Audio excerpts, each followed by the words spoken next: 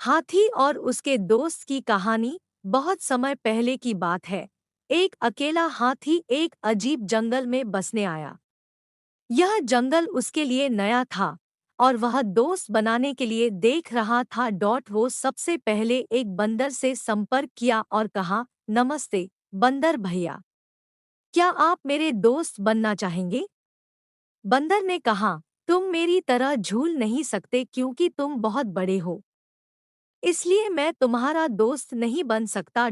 इसके बाद हाथी एक खरगोश के पास गया और वही सवाल पूछा। खरगोश ने कहा, तुम मेरे बिल में फिट होने के लिए बहुत बड़े हो, इसलिए मैं तुम्हारा दोस्त नहीं बन सकता। फिर हाथी तालाब में रहने वाले मेंढक के पास गया और वही सवाल पूछा। मेंढक ने उसे जवाब दिया, तुम मेरे जितना ऊंची कूदने के लिए बहुत भारी हो, इसलिए मैं तुम्हारा दोस्त नहीं बन सकता।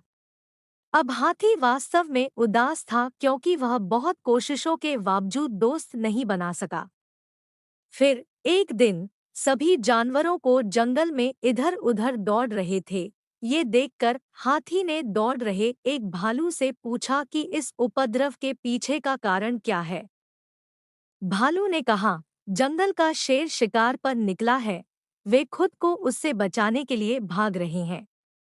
ऐसे में हाथी शेर के पास गया और कहा कि कृपया इन निर्दोष लोगों को चोट न पहुंचाओ, कृपया उन्हें अकेला छोड़ दे। शेर ने उसका मजाक उड़ाया और हाथी को एक तरफ चले जाने को कहा।